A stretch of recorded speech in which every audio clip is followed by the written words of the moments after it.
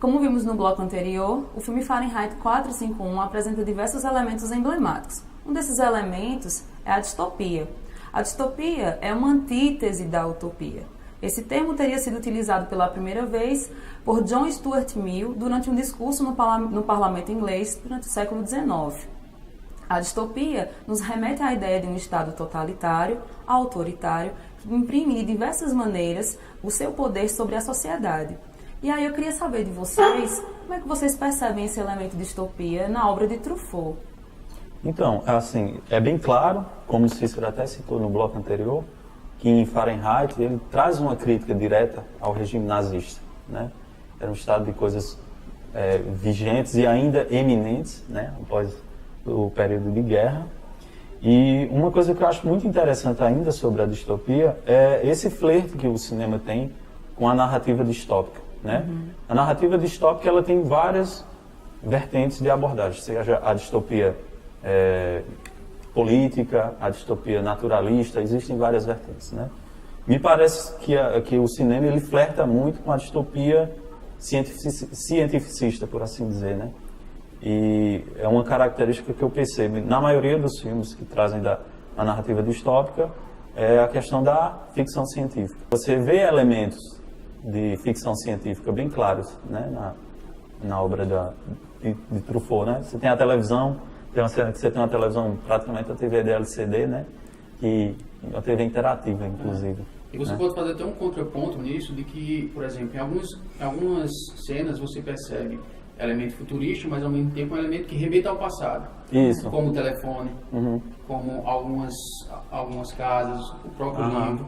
E aí eu acho que Truffaut quis fazer uma crítica de quanto a literatura é importante para o avanço tecnológico da sociedade. Lhe negar essa literatura lhe traz alguns elementos de retrocesso. É importante a gente perceber também que após a Segunda Guerra Mundial, a concepção de sujeito sofreu bastantes modificações. Se a gente comparar, por exemplo, com a concepção de homem que se tinha no século XIX, início do século XX, antes da Primeira Guerra Mundial.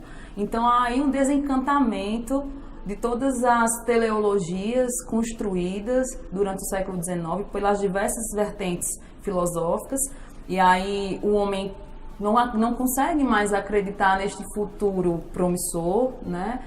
Pensar em coletividade já não é algo que se torna essencial dentro dessas sociedades distópicas, e o futuro é sempre pensado de forma negativa. E é interessante a gente perceber justamente essa identidade que é construída acerca desse sujeito pós-Segunda Guerra Mundial.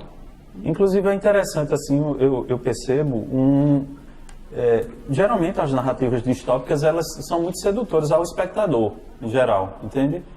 Geralmente os filmes que trazem essa narrativa eles são bem sucedidos, né? E eu percebo um certo apego do espectador com essa questão da narrativa distópica, né?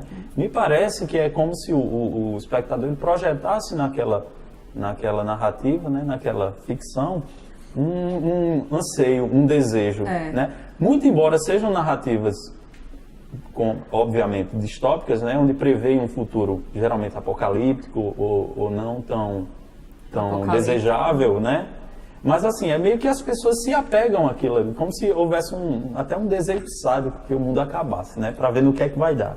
Vamos torcer para o mundo acabar aí para a gente ver o que essa parada vai dar. Acredito eu também que esse homem pós-Segunda Guerra, não apenas representado pelas diversas formas de arte, assim como a obra de Truffaut, ele está um pouco em nós também, né?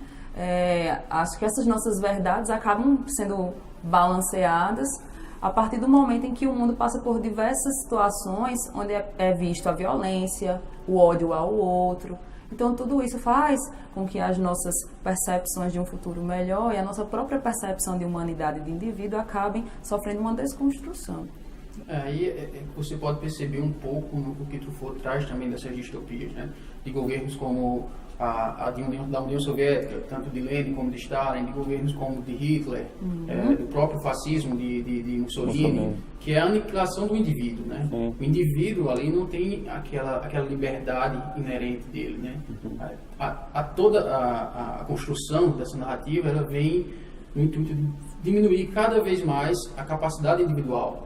O indivíduo ele se dissolve em uma massa impessoal e em particular, né, numa entidade né, supra-pessoal, né? Você acaba fazendo parte de um todo que é impessoal a todos. E é então... tanto que você pode puxar um próprio exemplo da cena do filme, né? Que é quando eles voltam para o quartel e o chefe de Montagu pergunta se o governo colocasse uma lei que impedisse você de cortar o gramado, o que é que você iria fazer? Ele disse, não iria mais cortar o gramado. Né? Então, demonstra quanto... A subserviência, né? A manipulação do indivíduo ali. Tudo em prol do Estado e de um suposto bem comum, né? Mas é suposto mesmo. Inclusive, esse suposto bem comum, essa suposta comunhão das pessoas, ela também é criticada no filme, em determinadas fontes fatídicos, que a coisa ela acaba se tornando um bizarro. Veja, por exemplo, a cena do parque, onde as pessoas estão passando, tem um cara se abraçando, né? O cara sozinho se abraçando. Tem uma outra situação também, em que tem uma pessoa interagindo consigo, e é uma coisa bem bizarra, né? Essa anulação do ser em função do coletivo acaba se tornando algo muito bizarro. Exatamente. As pessoas acabam perdendo essa pulsação da vida nas próprias veias e acabam se tornando realmente mecânicas, né? Autômatas, técnicas, assim como toda a proposta da TV que interage. E é bem interessante perceber isso no filme também. Tem uma Mas coisa... aí é que vem uma coisa muito bonita da arte, que é trazer para si alguns aspectos da realidade, né? Porque, querendo ou não, o quanto o indivíduo não foi rebaixado nesses governos déspotas, né? Onde o coletivo sempre era maior do que o próprio indivíduo. A gente pode puxar até o cinema como exemplo quando a gente fala da União Soviética, onde o trabalhador era obrigado a pagar pela construção dessa obra, mesmo que ele não fosse assistir e mesmo que ele não soubesse nem o que era o cinema, né? Verdade. Vamos deixar para debater esses outros elementos no próximo bloco. Vamos para um breve intervalo e já voltamos.